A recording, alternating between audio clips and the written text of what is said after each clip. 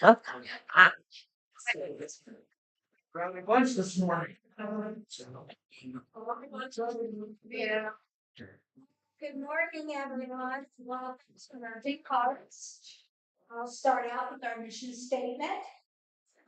Virgin Hearts is a nonprofit, spirit-driven, educational, and cultural center offering opportunities to nurture the mind, heal the body, and awaken the spirit. It is a safe place for the curious to develop spirituality through education, communication, and shared experiences of meditation, lectures, seminars, workshops, and publications. I will also go ahead and read the rest of May's announcements. Next weekend, on May 30th, Light After Loss is hosting a tag sale. So be sure to come out and take advantage of that fundraiser.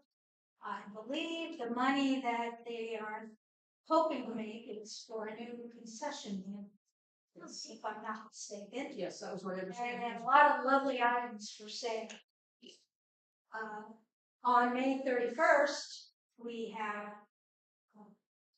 our regular Sunday morning XR starting at 10:30, and that is going to be impromptu drum circle. I'm not actually a drum circle facilitator, but I'm going to do the best I can, and followed by a potluck. So bring a dish to share next Sunday. I'm looking at, go back a few days, May 27th, our dream program is at 6:30, and that's a Wednesday. Wednesday, first and third Wednesday every week. And we'll go back to June 7th, we have our wellness fair. And that is from 12 noon to 6 p.m. So we're going to have a lot of interesting vendors here offering wellness type food.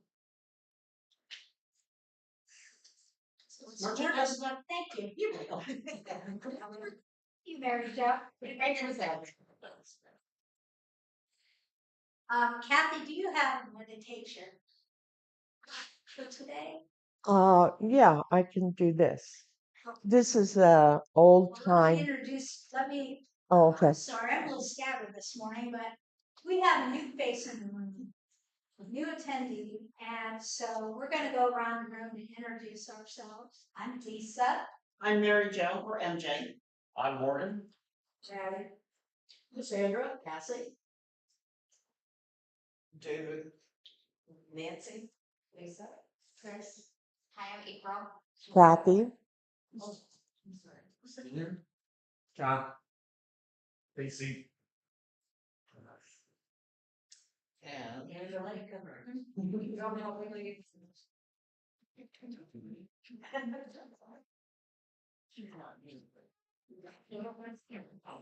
Miss Stephanie.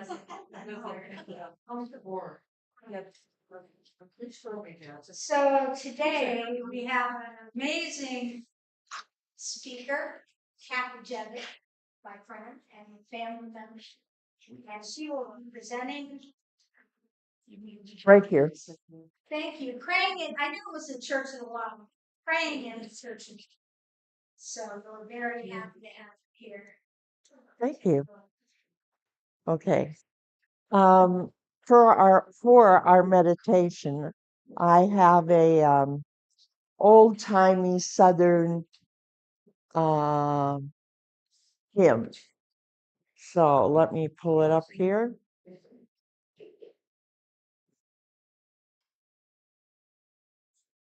So if you can just relax and take it in.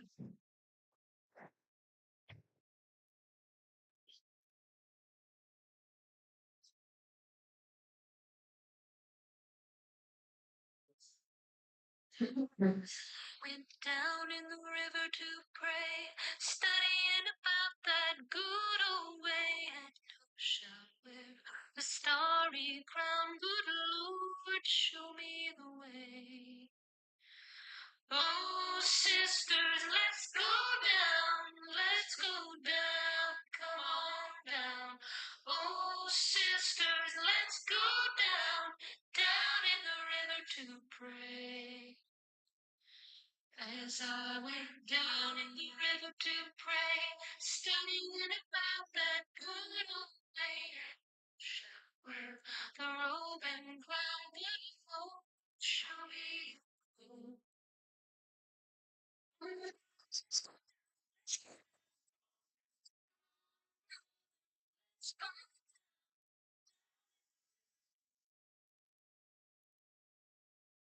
So I went down in the river to pray, studying about that good old way, the sun.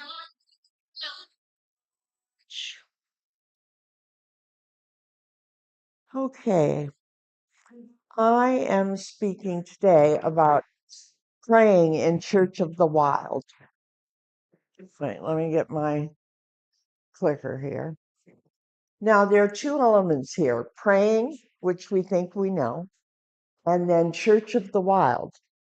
Does anybody know about Church of the Wild? Okay, this is where my inspiration comes from. This is written by Victoria Lures, and it's a fascinating take, much deeper than I'll be able to go today, of course. All right, now, so Church of the Wild.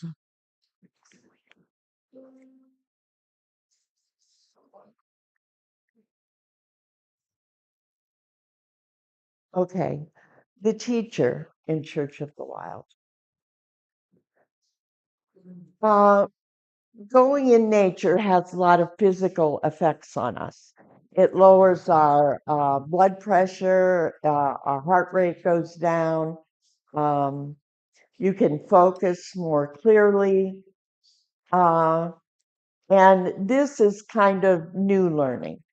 It's an internal learning that if we're not paying attention, will pass us by. We have to unlearn our predatory attitudes in Church of the Wild because, for instance, because somebody paid somebody, paid somebody, paid somebody, we have meat on our table and carrots in the oven. And that is extremely predatory. We also must disavow ourselves of the idea that we paid someone for our property, so then we are lord and master of our property.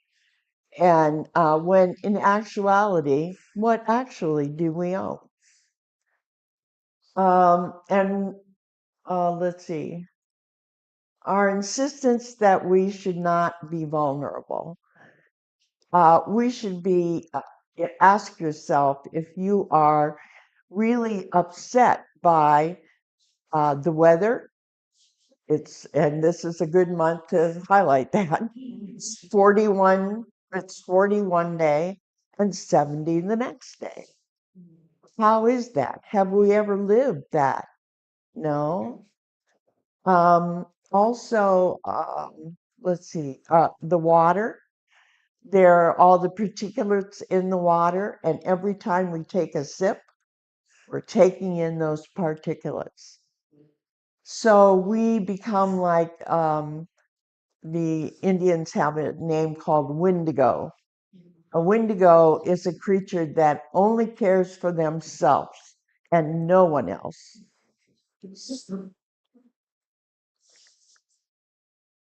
Oh, new technology. I'm going to use this.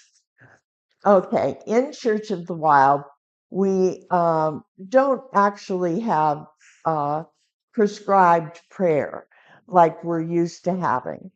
Hail Mary, Our Father, those types of things. In Church of the Wild, we have conversations. Without conversations, we remove ourselves from that Christ consciousness. And I want to make this distinction. Jesus is his name. Christ is who he is. So that's how we can have a Christ consciousness. If you kind of remember with a burst of light in your mind what Jesus was all about, the care for the poor, the respect for life, all of it is Christ consciousness, and we can have that too. But we're really lucky because our partner in this conversation has always been waiting for us. And the conversation is not about, again, with any rules. There's some general prescriptions, but no rules. And then through this conversation, we begin to have a love affair with the earth. And through that love affair, we're going to come into another way of thinking and being on the earth. And when we step out of these parameters, we remove ourselves from that conversation. Now, kinship. Oh, I want to go back and say all these little graphics that are happening on the screen are from what they called the five. The main person in this was Hilma of Clint, if you want to look her up. She and her group decided that they wanted to conversate with the other worlds, the spirit world. And so they created all their art from that spiritual realm. So if you'd like to look her up, she's fascinating. Okay, how are we kin to the earth? We are water. We flow and we cleanse ourselves with water. Fire, we have that fire of imagination, that fire of love. And then the earth, the giving, building, the mycelial connections that the earth has with itself and can have also with us. And life and death, these cycles are necessary for the next generation to be able to come forth. So the lion will never lay down next to the lamb, ever. I always found that very strange when you come upon it, that, that is not the way of things. Anybody want to guess what this is?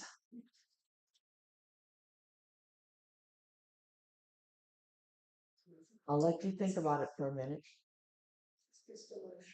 What? Water. Okay. In a tree. In a tree. Okay. Water in a tree. Anybody else want to guess? All your guesses will be correct. So let me hear them. Nerves. Okay. She's poking you, David. A what? A nervous system. Okay. This is actually, I mean, it could be all of those things, but actually, it's a river delta. Right. So it can be all of those things you mentioned and a river delta in that sense as well. Now, here we have two comparisons. The left is a tree ring, and the right is a fingerprint. It seems as though we as physical beings are mirroring the earth, not in a philosophical way or an abstract way, but in a real way.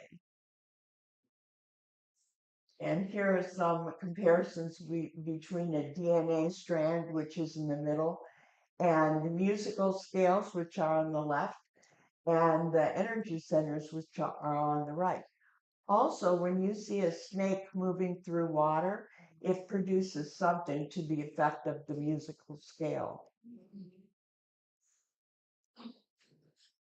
Now, let's talk a little bit about love, because that's what happens when you go into Church of the Wild and you start praying there. And I want to mention that my father was the one who connected me from a very young age to this love of the earth. We went camping, much to the sadness of my mother, who would rather have been in the nearest Holiday Inn. But she went along, and I'm so glad. Okay, when we begin to realize that kinship with the earth, we can fall in love with the earth. And love, as we all know, love changes us. And the person we love, we want to defend and protect and help to grow. We realize then that the earth loves us back, even though we are taking her to the brink of extinction. She loves us back. The air still circulates. Um, the plants still grow from the ground. And this is a tremendous love. Here we are, bashing her head, and she is still loving us back. An amazing act of love. And love is more than an emotion, it's a response, a conversation. And only love can prevail against what we're up against now. And that is it. Love is the bulwark of that. And in this love story of reconnections, we want to have restoration and compassion for our beloved. And as Jesus said to Peter, "Do you love me?" How would you answer this question if the earth was asking it, which she does? Now we come to the word praying. Now, as I've said before, praying is not a prescription. Nobody has written it down, and we have to repeat it. Even chanting. Anybody want to read this? Anybody can see this to read it.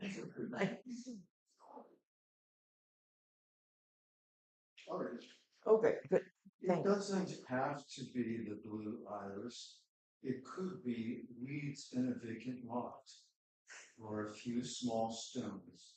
Just pay attention, then patch a few words together. And don't try to make them elaborate. This isn't a contest, but a doorway into thanks in a silence in which another voice may speak. Very good, thank you. I love the tone of your voice. And this last bit is really important. And a silence in which another voice may speak. I don't want to bash churches, but in churches, everything's very loud. We sing, we pray, we have responses, and it's all very, very loud. But the monastic community, especially in churches, have learned that quiet, meditation, um, taking yourself apart from your physical group and having quiet has some very, very great value. The prayers. Now, this is part of praying, the praying in Church of the Wild. The prayer shawl. Now, we most often see this in Jewish tradition, where people have shawls over their heads and they are praying. What a prayer shawl really does is that it like is a physical reminder that you're shutting yourself off from the world and being quiet so you can hear that other voice. So I have provided here on the table, I only have 4. Maureen, can you take one of those trail shawls and hand it to the back table behind you? Okay, so there's one over there, one over there. Nancy, could you put that on the table back there? So if you want to try this, take a shawl, and the rest of you are going to have to use your invisible shawl.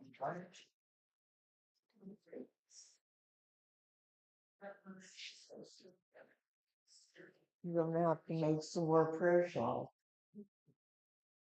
And you can just put it over your head like a hood.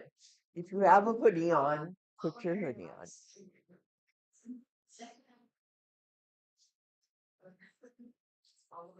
No, you don't have to put it like this lovely photograph. You don't have to put it. This is just advertising. Okay, now let's try to open it all the way up, Rose. Open it all the way up. There. Now put it over your head like a veil. This is called instant nun.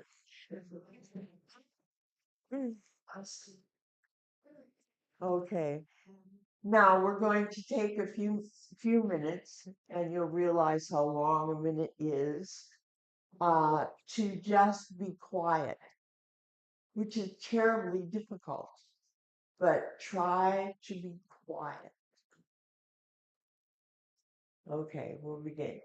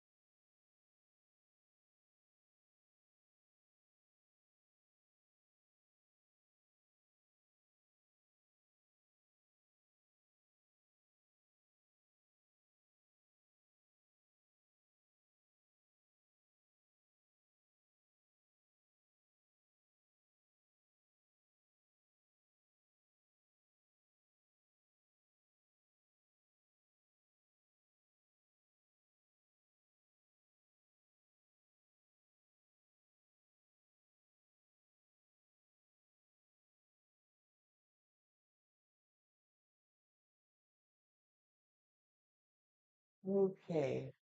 What was your experience with being quiet?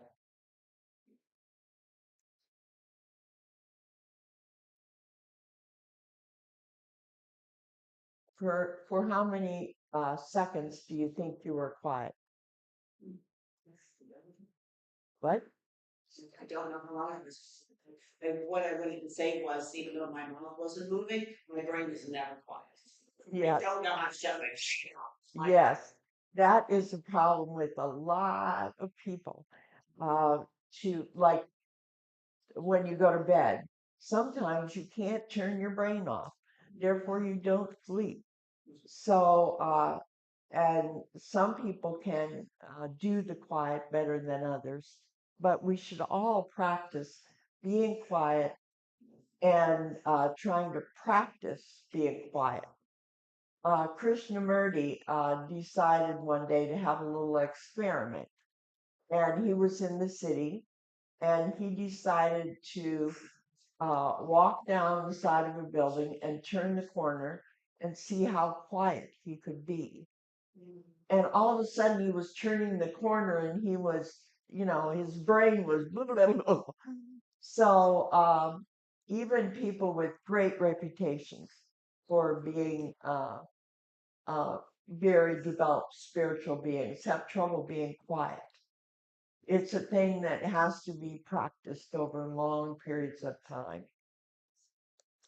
Something I haven't even begun to figure out. Okay, now the rock. Now, I'd like us to travel back millions of years with a familiar friend. So I'd like everybody to come up and pick a rock. Everybody come up and pick a rock.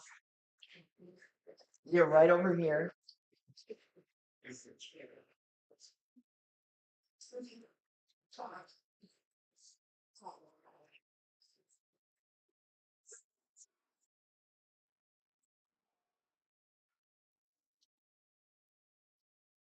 Here's one more, Robin, if you want it. Well, no. You have, this is us. I'll give you the volcanic one. This came from Haleakala on Hawaii.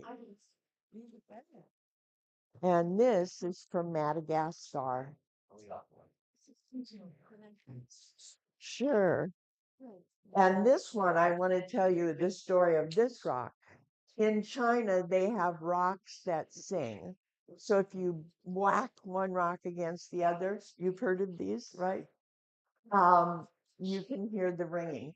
Well, I had a friend who went to China, and I always tell friends who go out of the country or even out of the state to bring me back a rock. And I had a teacher friend who went to China, and they were going down this path to the pagoda, and in the middle of the path was a big rock. And there was like an indentation in the rock as though something was supposed to be there.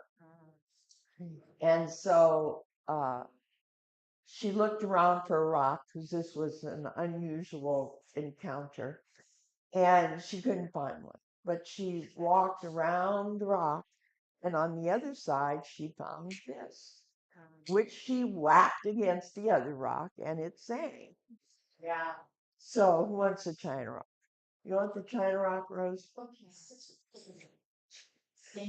Here, why don't you take the big rock? And let's see. Oh, and this one is from the Giza Pyramid. Giza Pyramid. Okay, and let's see. This one is from, I can't read that. Oh, this one's from Petra.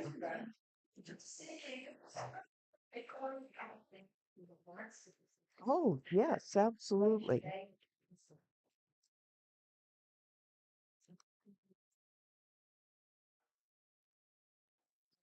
Let's see.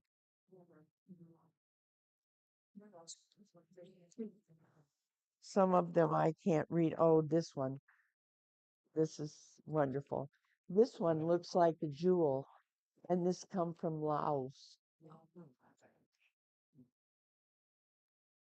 Okay, now, those of you who got the big rocks, those have the weight of the world in them. They're the foundation of this planet. They were in a volcanic state for millions of years, and now they are with us in these forms that we can touch and be friends with, hence my rock climbing. So we can hold them and travel back to the beginning of the earth and know how foundational they are in our survival on this planet. So everybody put your rock in your hands and let's try to be quiet again.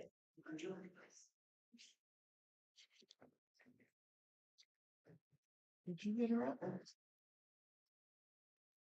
There's one out and I'll see if I can read what it says. This comes from Salem, Massachusetts. All those witches live.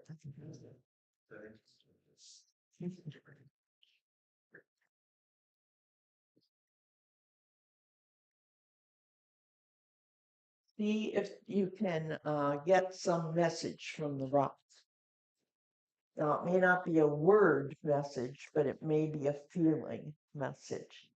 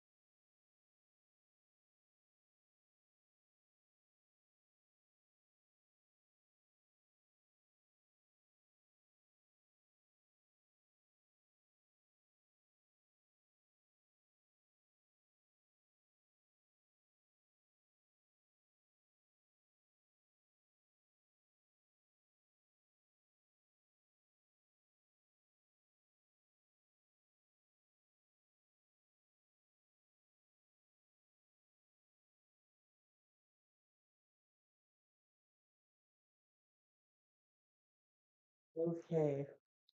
I'll start out. My rock told me to keep being quiet for some more and let you all get bored. Because you come up against that boredom, which says, "Oh, I shouldn't be bored, I should be quiet." So has anybody else got a message from their rock or had a feeling from their rock? Mine just pulsed. A what? It pulsed Pulse. in my hand. Oh, yes. Connectedness. Connectedness. Yes. The heaviness. Yes, Robin. I got the sands of time have weathered our surfaces, so we can still shine bright. Very nice. I had the sensation of just tumbling back in time, just tumbling back. Nice. Very good. Yes, David. I smell excuse. Go ahead, Rose. No. No, David's being a gentleman. Let him. Thank you. Orange flowers. Orange flowers. And also two eyes. I saw zigzag in fire. What does it mean? I don't. Well, one thing I know that a zigzag line means is it's the letter N in the Egyptian hieroglyphs. That's what I. So now, Mr. David, thank you for being a gentleman. Yeah, that's okay. I had a humorous thought that I'd like to share that some of you will relate to. A cliche that actually became part of our musical culture 5 short decades ago. And some of you will remember the saying, everybody must get stoned. It's a long time that you have tried within. There you got stoned today. Excellent, excellent. And this points to the fact that this doesn't have to be a serious practice. You know, it can have those humorous moments. Yeah, Rose, you got something else to say? What does it mean, zigzag fire? Like zigzag is orange to like. Yes, it could mean a lot of things. What does it mean? Fire or rising and falling and rising and falling. Is it a good thing? Is it? Oh, I think so. I think so. I think so too. Right. Right. Yes, when talking about being, we have to understand that a cow can be nothing but a cow. It doesn't strive to be anything but a cow. Just like an ant is always an ant, no matter what. It lives in its being. We, on the other hand, try to be smaller, prettier, bigger. You know, we're always striving to be something that we are not, that we yearn for, that we look over the fence and say, I want that. So we have to learn how to be human. And that is a big task because uh, these days, I think people are being inhuman in many, many different ways. And that is one of the reasons why the earth, why we are hurting the earth so much, is that we are not human anymore. Think about it. Oh, I know I'm talking to the choir here, but how many people have actually put their feet on the ground? Yeah, I know. That's like, I was expecting everybody to raise their hand, which is going to mute my point. But most people, children included, do not touch the ground. They have no connection with the earth. They go to school, they go to malls, people go to university, all concrete. They park their cars, which is really not touching the ground, and they get out into a parking lot. So you never have your toes in the sand, your feet in the grass. And that's another way to communicate physical contact. We know in our loving relationships that we have physical contact, and it makes a big, big difference. Okay, the rock. So you can put your big rocks here and your little rocks too, because those are part of my collection. But oh yes, our rocks came from outside here, so I have to give them back.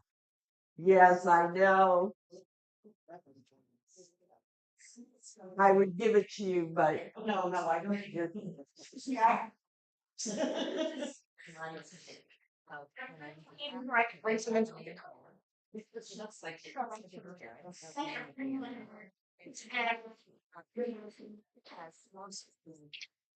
Little crown on it. I know, it's just, Jordan has the. Oh, nice. It had these. Yes. Page 4, and after I was where I got lost, you put so many in there that it actually screwed up the hinges from the old rose. David, you had something to say. I wonder if anyone remembers the lyrics of any part of the song Rock of Ages. Six Rock of Ages for me. Something Yeah. let the water and blood me. Clothes. Yes.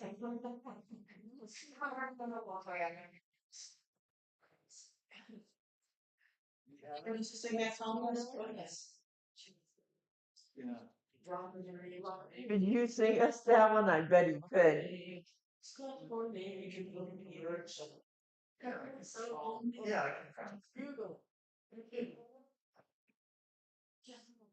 Well, he's Googling it. I would say it's thought occurred to me when I was trying to way. This is. Yes. Yeah, that's what rocks do. They sink, they get pulled into the earth, and then people see get pushed back up to the top again, and slowly they settle back down with gravity, and something comes along and pushes them back to the top again. Rocks do that all the time. Also, rocks are rocks at the bottom because I always think of them as very heavy. And when they rise, they become something else. Sand, dirt, different kinds of dirt. Indigenous cultures oftentimes view rocks as the bones of the earth. Yes, bones. That is a good way to think of rocks in connection to what the earth is, what her being is. Want to read some of this? Yeah, Oh, don't spoil it. Let me sing. Cassie, let's. Cassie. Okay. We're going to sing. I'm not going to listen to it. Rock away. I gotta use that. Could we let Chalice say that instead of playing it? Sure. Thank you.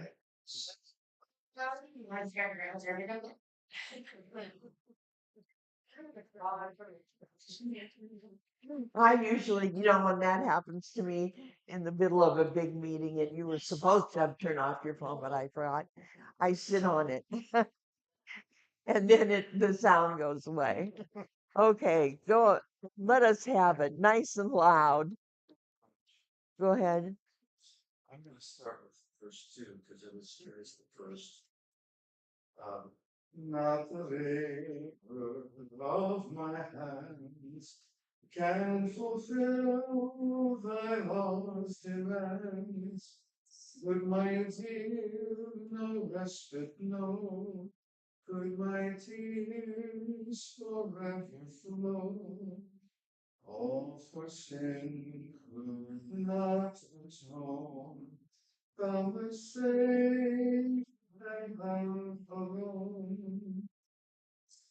When my pilgrimage I close, victor o'er the last of foes, will I soar to worlds unknown, and behold thee on thy throne.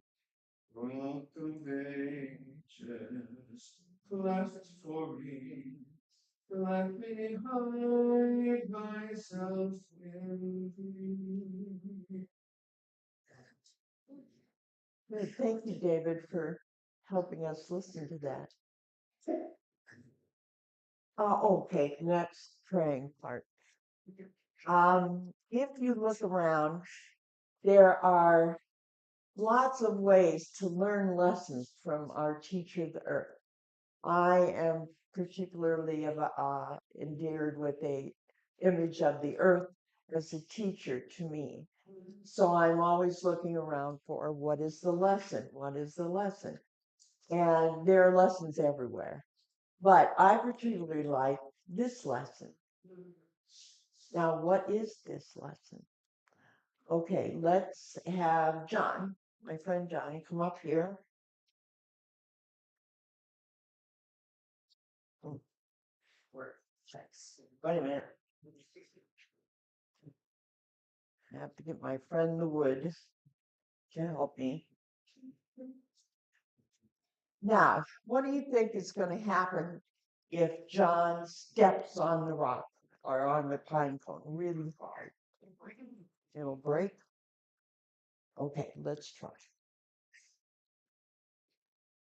John has on nice sturdy shoes, so he can really give it up. Put your foot on it and step down on it really hard. Okay. Now we pick it up, and guess what? It's fun. It's still pine cone. This is a lesson for us in community. Thank you. The reason it didn't get totally crushed under John's expert crushing talents is a thing called imbrication. Instead of having all these little leaves sitting beside each other, all the leaves of this are overlapping each other. And that teaches us what real community can do for us. We don't exist alone out here. We live in community here, where if we start to get crushed, our neighbor next to us is holding us up. So this is one of the things that I have found in the earth that's a real teacher. So we have to learn that kind of thing. Thank you so much. You can have the pine cone.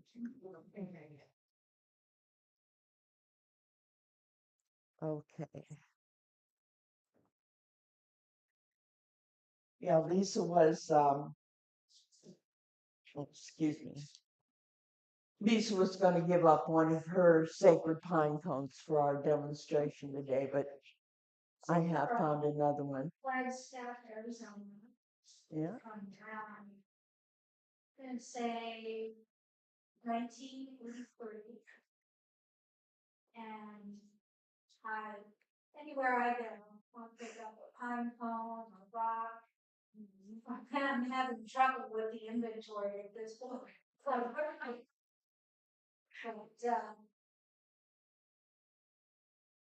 they're simple, but they're sacred at the same time. Yes, all of us are sacred.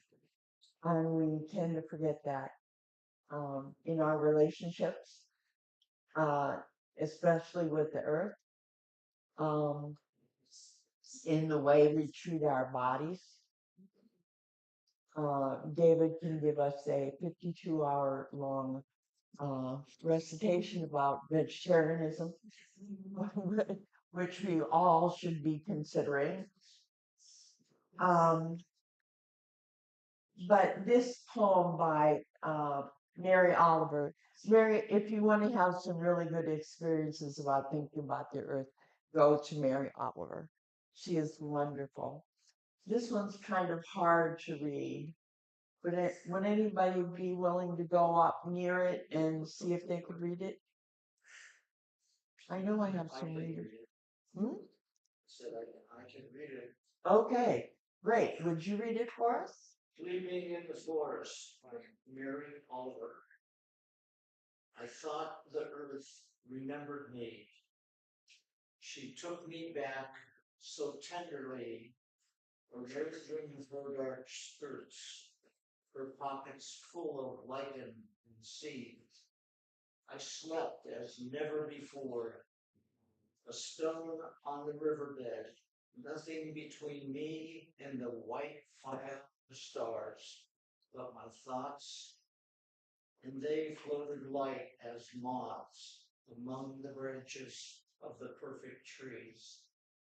All night I heard the small kingdoms breathing around me, the insects and the birds who do their work in the darkness. All night I rose and fell as if in water, grappling with a luminous doom. By morning I had vanished at least a dozen times into something better. I really like Mary Oliver. Okay, so let's talk about what you think you heard or any other impressions of what you heard.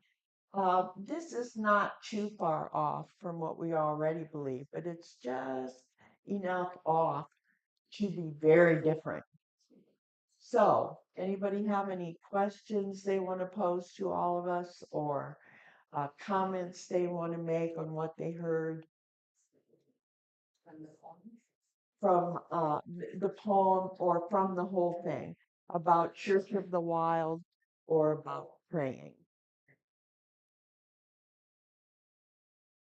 Yeah, Rob.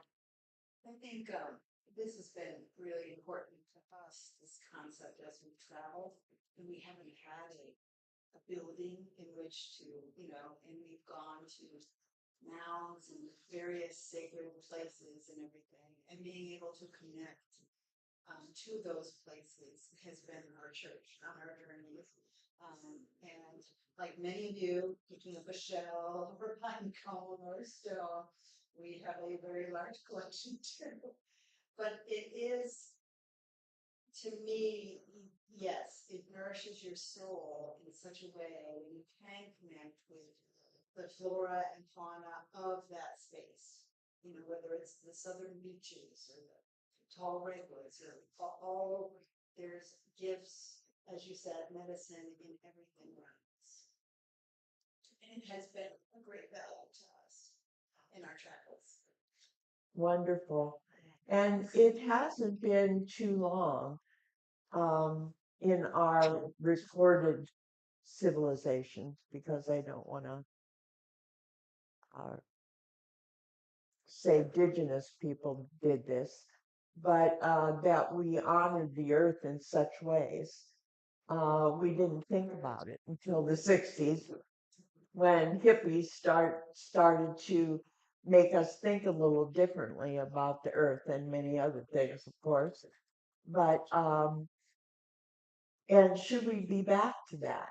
Should we revisit those lessons of that microculture that rose and fell within our lifetime? I've just been reading, and I haven't finished the article, but it was in a Smithsonian magazine probably back in December. And it was about the Silk Road and how they have discovered a settlement on the Silk Road, or what they believe was a settlement on the Silk Road, and they're excavating it still. And I just came to me, what a gift. It was another civilization. And what caused that? Was it because they weren't treating the earth properly? Or was it because some catastrophic happening, and it got covered over for a million, or not millions, but, quite a few decades? I believe they took it back to about the 4th century. And it was, like I said, I haven't finished the article. It was very interesting, and that's what came to me when you were talking. I thought about the gifts that when we were traveling in Costa Rica, all of a sudden I saw this little green frog, and he was so pretty, and I just felt joy, that I had experienced that. So it was, yeah, those are gifts all around. Yes. And we can have it here. Oh, You don't yes. have to travel. You can have it everywhere. I mean, we're surrounded by the earth all the time and nature. Look up an axolotl. It's a little animal. How many people know it? I had one. Yes. For a long time in my classroom. And yeah, my daughter rescued it from their veterinary experimenting on the poor thing. They're beautiful. Yes, and they look very delicate. Yes. They aren't hardy like a frog. They're and they're pink. The same as the African zoo. The African Zoo just added one. There's little babies in the too. Oh, wonderful. We can go there and actually see one. Salamander because they don't grow up. So there's a lesson in that too, because most salamanders will lose, they morph, and they don't. Oh, the Peter Pan of the fish world. And their limbs grow back. That's why they love to study so much. So if their limbs cut off, they can grow back. There's a lesson. Amazing. There's a lesson for us, a great one. If we are defeated by whatever things can defeat us in the world, like because of a certain person, I have learned to cease throwing shoes at the television. But that's a lesson for all of us. Even though we're crushed down, we can rise back up. Lessons are everywhere. Anybody else? Yeah. I was going to share that this week I was having a session with a client that I work with, and she lost her mom at a young age, and she was sharing with me that rainbows are always, when she sees one, which is rare, a way that she connects with her mom. And so I was sharing with her, I hope you get to see one soon. And then that night I saw one when I was driving, and I cannot tell you the last time I saw a rainbow, and it just felt really special to me in this connection that maybe her mom was reaching out in some way, just like thanking me for seeing her daughter. And to me, it was a reminder that although her mom's not physically here, her mom will find other people to mother her. And I want people on that journey. So that was really special to me. And then I have a 3 and a 4-year-old, and I feel like they're just naturally very good at this. Like if you take a walk with them, they're going to stop every 10 feet because there's a poodle or a snail, and they're just naturally so curious. And I think they naturally understand that everything in nature and every human is sacred. Like for them, it doesn't make sense that you could walk by a human and not say hello because they understand like this is a person, people matter. So they've been really good models for me. And then I guess just 2 questions I have is one, I'd love to hear about one experience for you that has been really significant in nature. And then 2, although I always love when I do go out in nature, I find myself often in my house, and I'm like, I'm cozy. I don't want to go outside. So I'd love to hear what you would just recommend for me to remember in those moments to actually get outside. Yes, we have a tendency like this morning. I don't know about you, but it was like, oh, it's raining, it's gray. It would be so easy to just pull the covers back up and forget the whole thing. But I think it was that my experience with my father. I love to watch the trees sway in the forest. And I am really enamored of forests. I really feel I belong there. And that there are mother trees in the forest that are the center of like communication between the trees. I always knew trees talk, but then I found a book that talked about this, that they have had experiments, and they actually do talk to each other. They are aware when fires are coming.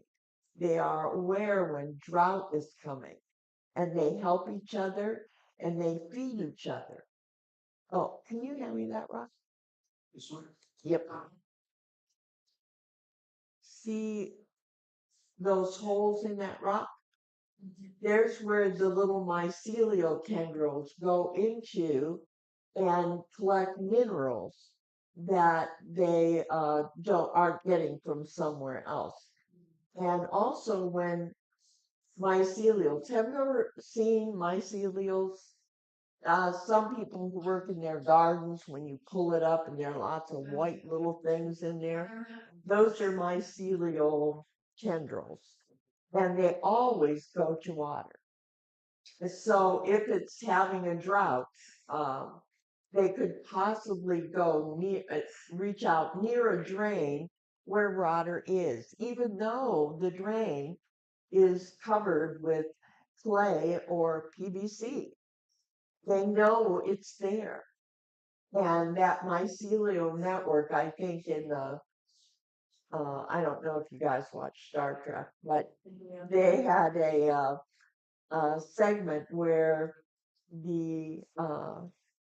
they traveled on the mycelial connections that are in the world to other planets, and they were instantly there. But I think in that quantum world, we're going to find that. We already have found entanglement theory, which speak to tendrils of mycelials. Do ley lines have anything to do with that? It very well could. It very well could. It's something that has revealed itself to us through the use of divining rods. If you haven't used divining rods, uh, get 2 pieces of wire hanger. I don't know if you can get hold of a wire hanger anymore, but cut the flat bottom part off and hold them in your hands slightly, just so they're there. And like even changes in our body will cause those wires to cross. If we're looking for water, like we had at our farm once, we had to find the water pipe uh, over here because it had broken over there, but we didn't know where the connection was. So the guys that came to figure it out, they were trying to figure it out and trying to figure out, and finally he said, "You don't happen to have some divining rods, do you?" And I said, "Well, it happens that I do. They're on my refrigerator right now, resting." But he took the divining rods and found that the pipe came out and made a right-hand turn down the other one. And that's why they couldn't find it because of that right-hand turn. But they did. And also, we had a demonstration once, and the teacher was talking about the divining rods, and a person was next to her with the divining rods, and she was talking and talking, and she turned to the lady with the divining rods and said, "Who was your first love?" Those divining rods just shot together because that was such a strong emotion in her that it caused the divining rods to cross. Yes, Miss Lisa. Just a suggestion, if you want to find nature inside. I have a lot of houseplants. And one thing I noticed is when you water your plants, they give off a smell. I call it breeze. It's like when we go out to it's going to smell really, really pretty. And every time I water one of the plants, I'll stand there for a second. It happens right away, and I can smell. And it's interesting. I think anywhere I've lived in the United States, another smell is the nighttime smell. And anywhere I've been at night, smells the same everywhere. That coldness, it gets cooler at night, but there's a certain smell at night. So if you're in Arizona, or you're in Hawaii, or you're in California, or Ohio, it smells the same to me. Yes, there are many, many things about smell that make us aware of the earth, like the smell of, rain is coming, that smell, or the smell of fresh cut grass. And I'll tell you when you're coming from Massillon heading south, right about Navarre, the air changes. You can smell it. It just, so if you're ever driving down from Massillon south of Navarre, notice to pay attention to how the air feels and smells. It's very different. Yes, Rose. Coming from a drum, they kind of smell from drum to Yes. Um, Oh, I just lost my train of thought. Okay, that's it. I'm old. I lost it. So let's go on. So I think, I know after my husband passed, for many years, he was a smoker. And although he didn't smoke in the house for the last probably 10 or 15 years, but I could just be doing some mundane thing, and all of a sudden I smelled cigarette smoke, and I knew he was around. Right. So those kind of smells sound. Yes. Spirit smells. Yes, my son. No, I was going to say a couple of things because I think it's a good time to. The idea of nature being synonymous to religion. If we look back to prehistory, scientists have looked up like where is the region in the brain that has to deal with belief?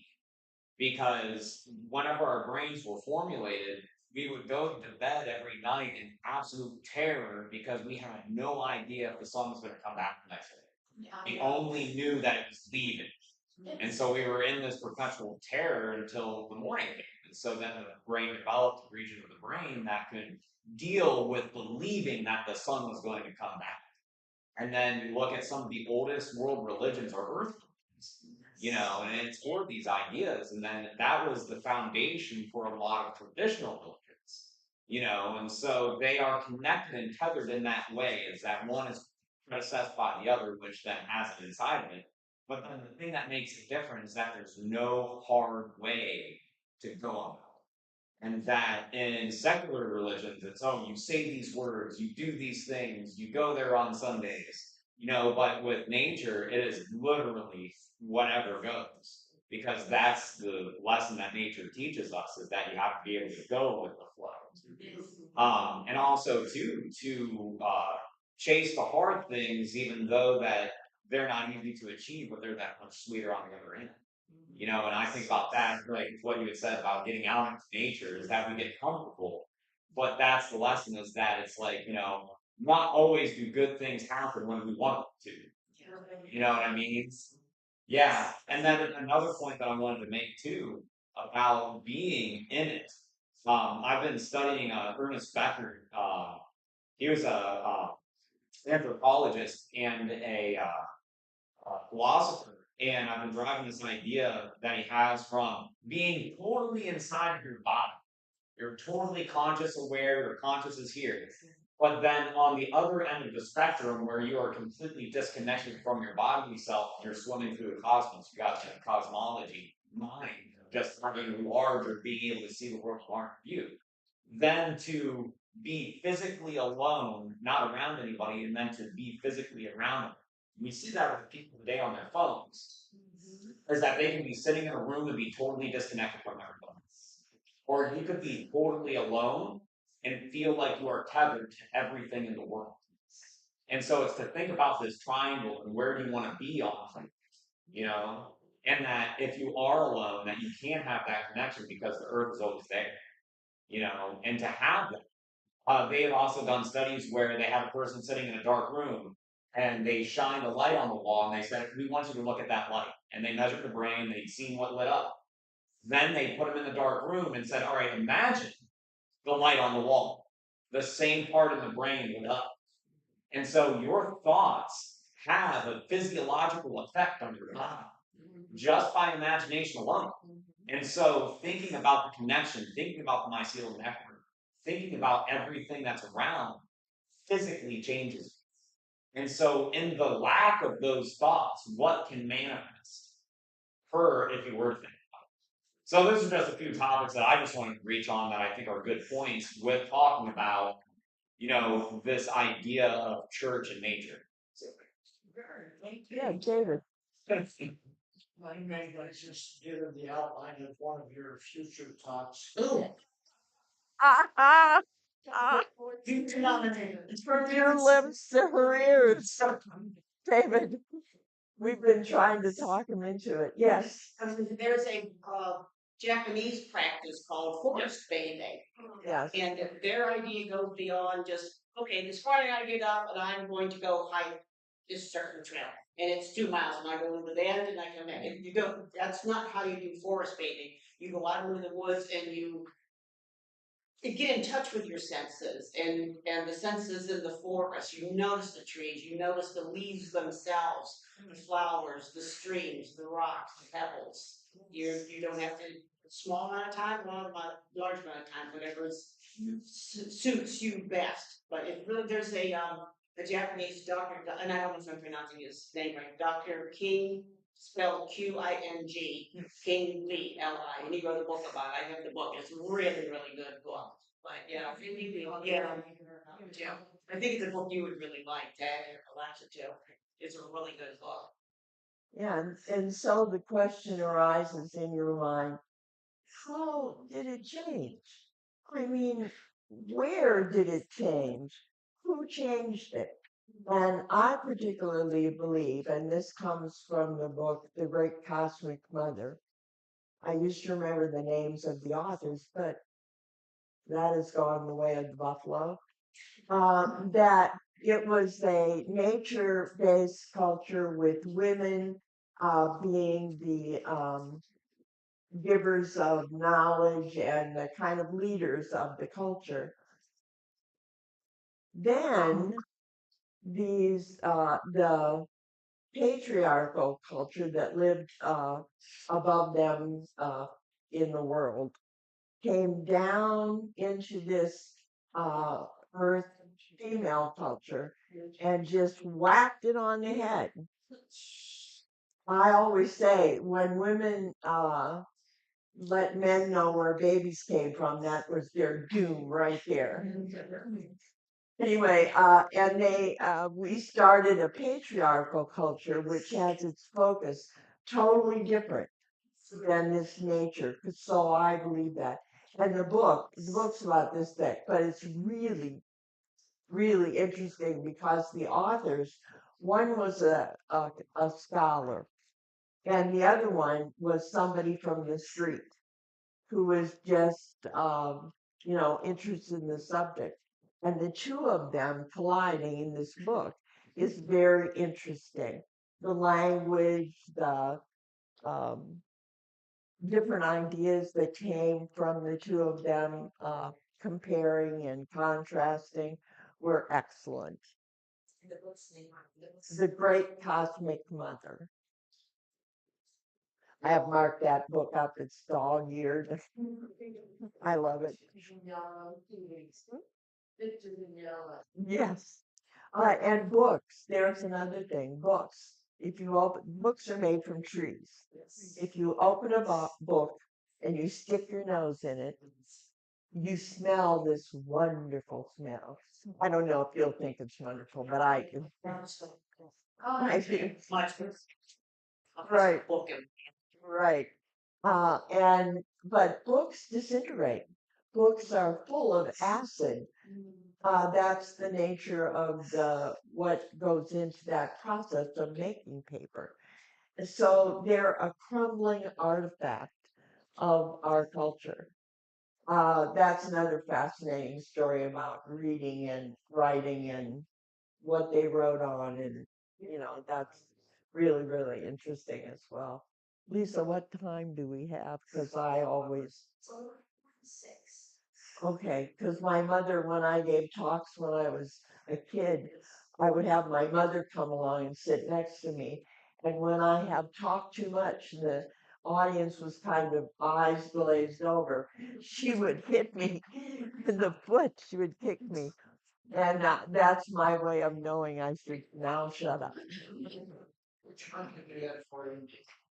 What? Oh, yes.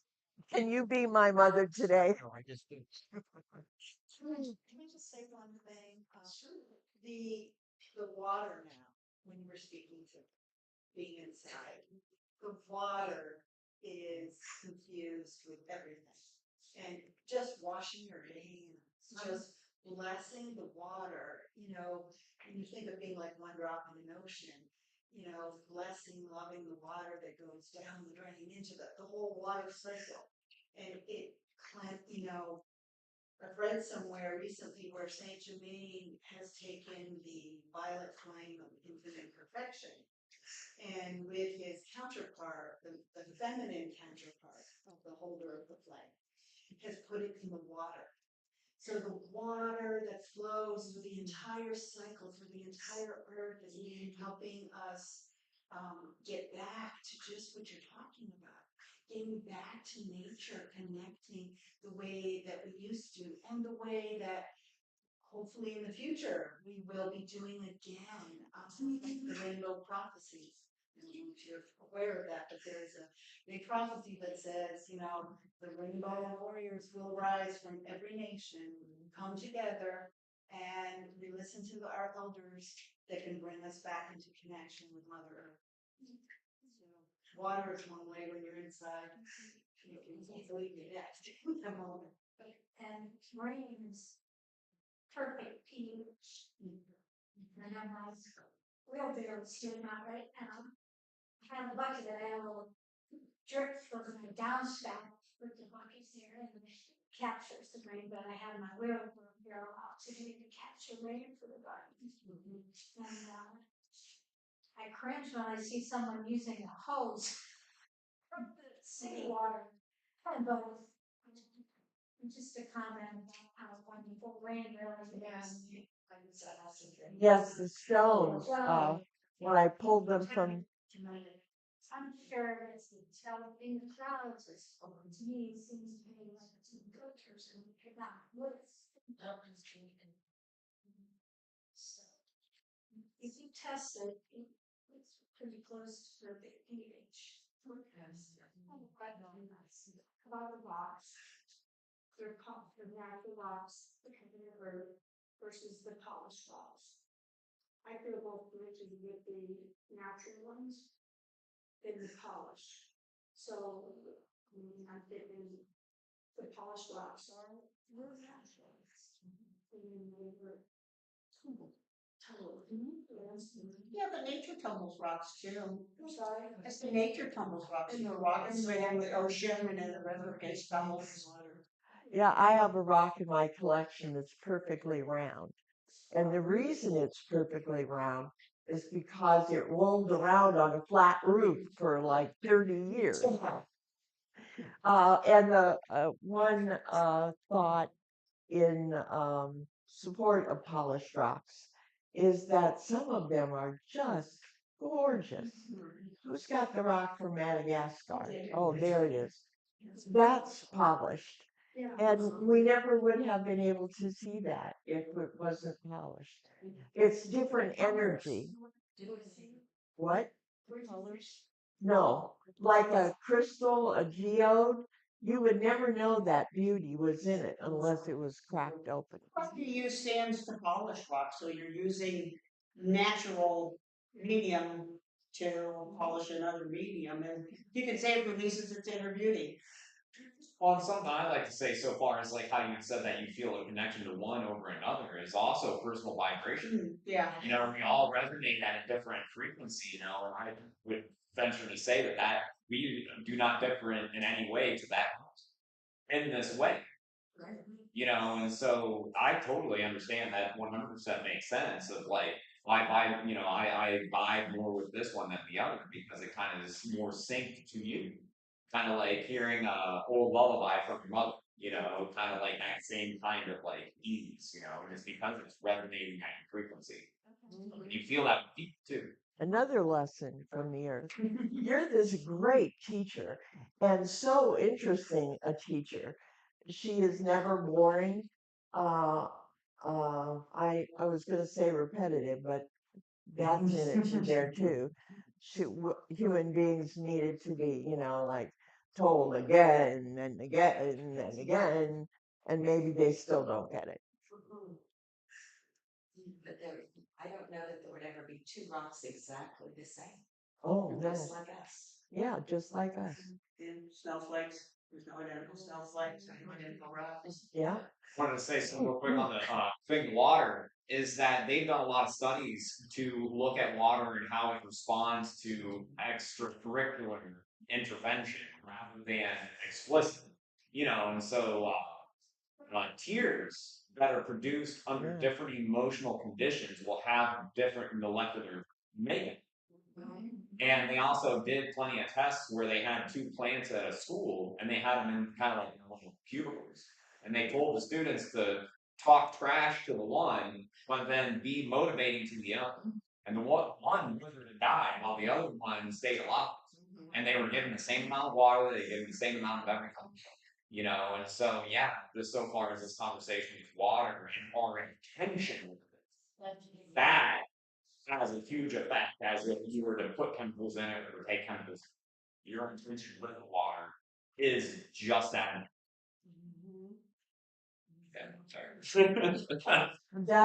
That's another thing to talk about is Yeah. water. Yeah, That's that's huge. a whole subject in itself. Yeah, putting our hands in it, Yes. putting it in the moonlight. I have one little witchy practice. When I don't want to karmically involve myself with something bad, I either put a talisman of it or a little sheet of paper with the name on it, and I put it in the ice cube tray and freeze it in the ice cube, and then just leave it in the freezer. That's one of my little things I do. What? To not karmically not throw the shoe or yell and scream or that I put it in the freezer. Kind of along those same lines, there's a book called The Secret Life of Plants too that goes over the scientific proof of the plants having these emotions. Yeah. Yeah. Learning as well. Yeah. Yeah. Yeah. I have a stone, petrified because it's a stone. You can see bands on it, but it's interesting how it went from truth to a stone. Another lesson.